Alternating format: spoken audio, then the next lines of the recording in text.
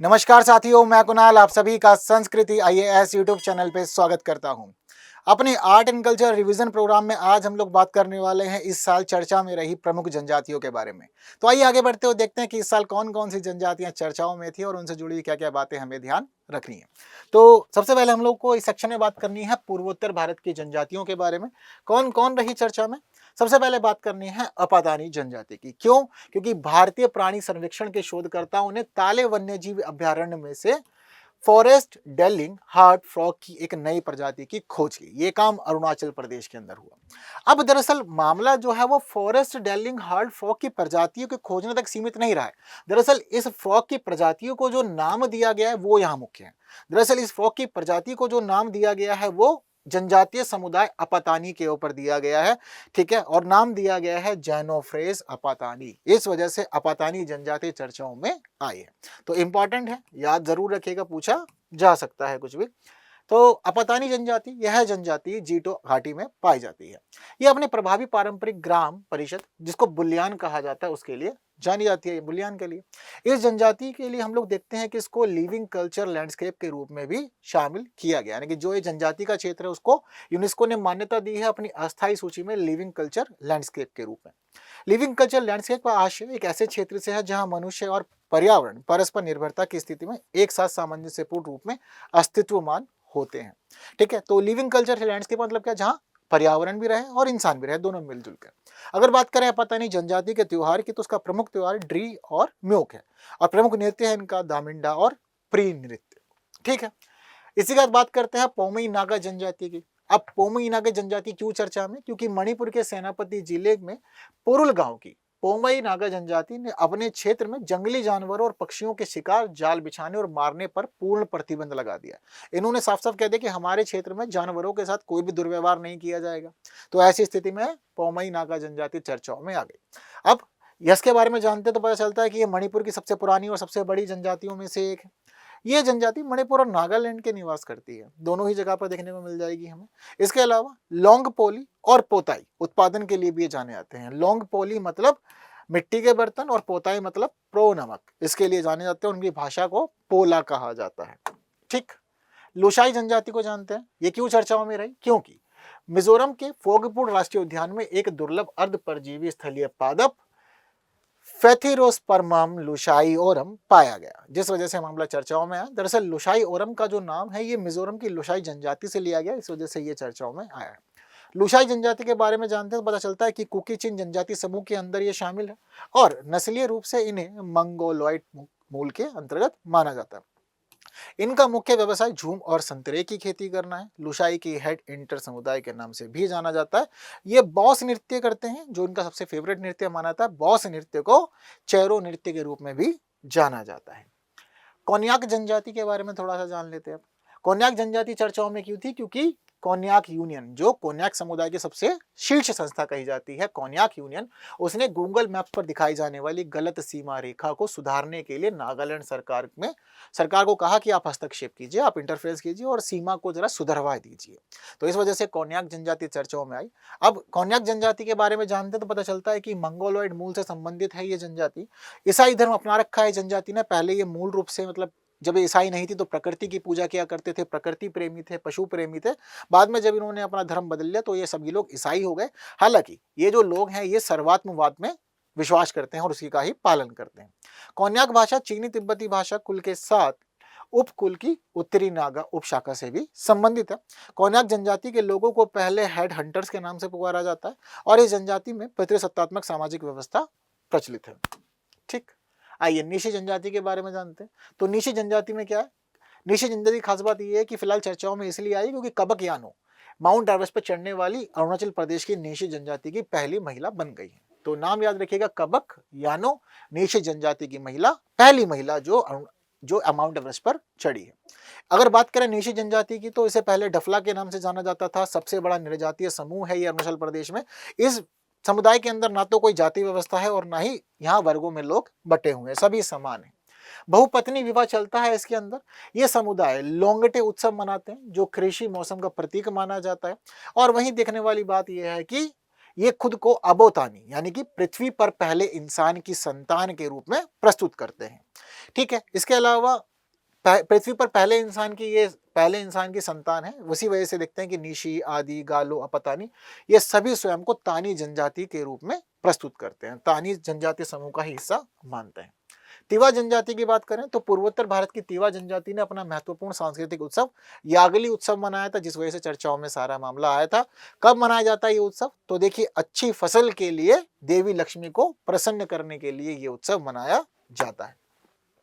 तिवा जनजाति के बारे में बात करें तो यह एक निर्जातीय समूह है और मुख्य रूप से असम और मेघालय के क्षेत्रों में ये निवास करती है। अरुणाचल प्रदेश, मणिपुर और नागालैंड के कुछ हिस्सों में भी ये पाई जाती है।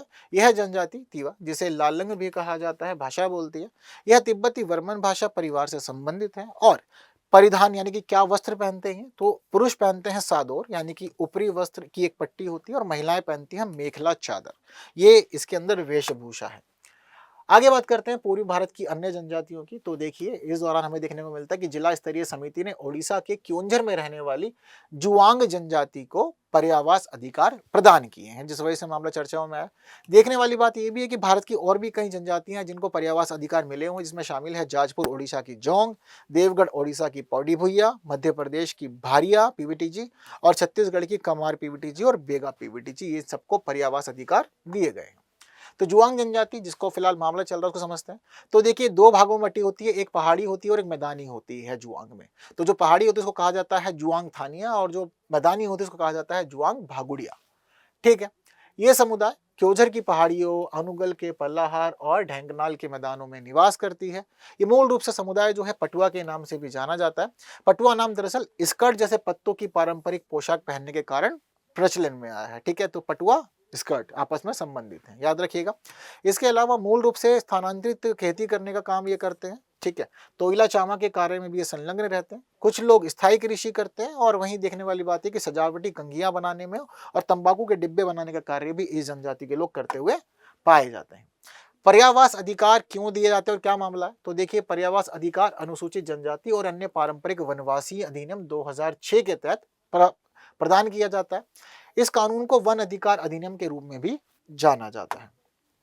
आगे बात करते हैं मुरिया जनजाति की। तो देखिए, आंध्र प्रदेश के अल्लूरी सीताराम राजू जिले में मुरिया जनजाति बीजों को संरक्षित करने की पारंपरिक विधि डेडा का इस्तेमाल कर रही है।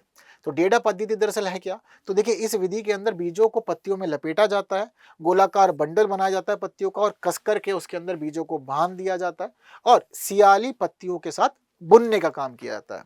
ये कार्य जो होता है, ये इन बीजों को कीटों से और कीड़ों से बचाने का काम करती है, और 5 वर्ष तक संग्रहित इसमें किया जा सकता है बीजों को। ये विधि इस मामले में खास है। आगे बात करते हैं हम लोग मुरिया जनजाति के बारे में। तो देखिए, मुरिया जनजाति जो है, ये छत्तीसगढ़ की गोंड जनजाति का एक उपसमूह है।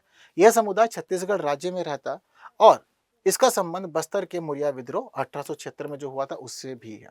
यह विद्रोह बस्तर के दीवान गोपीनाथ कपरदास के खिलाफ किया गया था। रीति रिवाजों की बात करें तो सबसे पहले देखने को मिलता है मृत स्तंभ, जिसको गुड़ी के रूप में जाना जाता है। इसके तहत मृतकों को दफनाने के बाद 6 से 7 फीट ऊंची शिला रखी जाती है। पहचान में भी आ जाता है दूर से। घोटुल, यह एक प्रकार का कुटीर है जहां आदिवासी युवक और युवतियां अपना जीवन साथी चुनने के लिए आते हैं। तो ये रीति रिवाजों में हिस्सा है। आगे बात करते हैं मनकेड़िया जनजाति की। तो मनकेड़िया जनजाति की खास बात क्या है कि ओडिशा के मनकेड़िया लोगों को अनुसूचित जनजाति और अन्य पारंपरिक वन निवासी अधिनियम 2006 के तहत औपचारिक रूप से अधिवास अधिकार प्रदान किए गए हैं। इस वजह से मामला चर्चाओं में आया। तो मनकेड़िया जनजाति के बारे में जानते हैं। तो यह विशेष रूप से कमजोर जनजातीय समूह पीवीटीजी में से एक है। यह बिरहोर जनजाति का एक अर्ध गुमंतु वर्ग है। यह समुदाय बंदरों को पकड़ने और छोटे पक्षियों और जीवों को जाल में फंसाने के लिए बहुत ज्यादा एक्सपर्ट माना जाता है। ये जनजाति पत्तों से बनी गुंबददार झोपड़ियों में रहते हैं, कुंभ कहते हैं जिन्हें। और वहीं देखने वाली बात यह है कि ये एक ऐसी भाषा बोलते हैं जो ऑस्ट्रो एशियाई भाषा समूह की मुंडा शाखा से संबंधित है।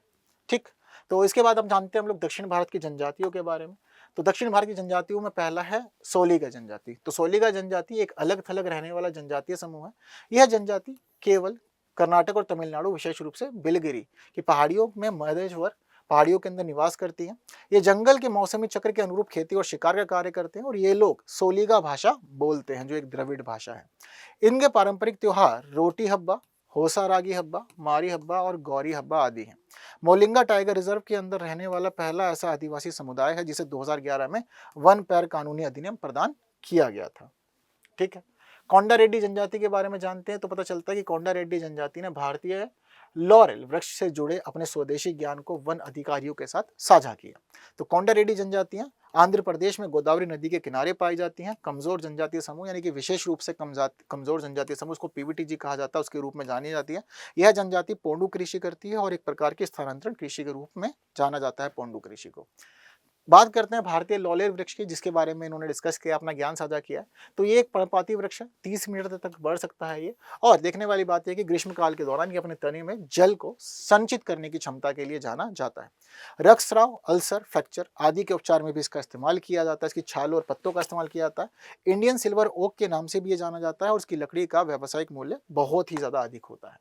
इरुला जनजाति को पढ़ते हैं। तो इरुला जनजाति के लोगों को कई प्रकार की समस्याओं का सामना करना पड़ रहा है, इस वजह से मामला चर्चा में आया। ये जनजाति जो है वो सांप का विष निकालने और बेचने के मामले में बहुत अधिक प्रसिद्ध है। और ये जो सांप का विष निकालते हैं उसके माध्यम से एंटीडोट का कार्य किया जाता है। 80% विष की आपूर्ति करने का काम यही लोग किया करते हैं। ठीक है, इरुला जनजाति तमिलनाडु की पीवीटीजी में से एक है। ठीक है, जीवन में विशेष महत्व है इनके मामले में पूर्वज पूजा का। नीलगिरी क्षेत्र में रहती है, कर्नाटक और केरल में भी ये लोग निवास करते हैं। नव विज्ञान साहित्य के अनुसार इरुला भारत के सबसे प्राचीन आदिवासी समुदायों में से एक मानी जाती है। इनका संबंध नेग्रिटो प्रजाति जो अफ्रीका में विस्थापित हो चुकी है उनसे माना जाता है और ये इरुला भाषा बोलते हैं और ये भाषा तमिल लिपि में लिखी जाती है। ठीक, कुछ बात उत्तर पश्चिम भारत की जनजातियों की भी कर लेते हैं। तो पता चलता है कि राजस्थान के 12 जिले में सहरिया जनजाति के 100 से अधिक बच्चों को कुपोषित होने के मामले सामने आए हैं। सहरिया जनजाति पीवीटीजीज में से एक है जो मुख्यतः मध्य प्रदेश, उत्तर प्रदेश और राजस्थान में पाई जाती हैं। सहरिया लोग गांव में अलग अलग बस्तियों में रहते हैं जिन्हें सहराना कहा जाता है और आर्थिक गतिविधियों के रूप में ये कृषि करते हैं जो खासतौर पर वर्षा आधारित होती है और वहीं गौण वनोपज का संग्रहण भी करते हैं ये लोग। अंडमान और निकोबार जनजातियों में हमें पढ़ना है शोम्पेन जनजाति को, क्योंकि शोम्पेन जनजाति ने पहली बार लोकसभा चुनाव में वोट डाला था, इस वजह से मामला चर्चाओं में आया था। विशेष रूप से कमजोर जनजातीय समूह का ये हिस्सा ग्रेट निकोबार द्वीप के सघन उष्णकटिबंधीय वर्षा वनों में ये निवास करते हैं। यह मंगोलाइड निर्जातीय समूह से संबंधित है और 2011 की जनगणना के अनुसार शोम्पेन जनजाति की अनुमानित जनसंख्या 229 है। बस ये शिकारी है और खाद्य संग्रहण दोनों का काम करते हैं। जंगली सुअर, अजगर, मॉनिटर लिजार, मगरमच्छ सभी का ये शिकार करते हैं और भोजन के रूप में उसका इस्तेमाल करने में इनको बड़ा आनंद आता है। क्लियर है सारी बातें। तो ये इंपॉर्टेंट जनजातियां जो इस साल चर्चाओं में रही हैं, तो जरूरी है आपको ये सब पता हो। बाकी वीडियो पसंद आई तो बाकी साथियों तक शेयर करना है, जिन्होंने लाइक नहीं कर दीजिएगा। बाकी की बातों को हम अपनी आने वाली वीडियोस में जानेंगे। Thank you so much. जय हिंद।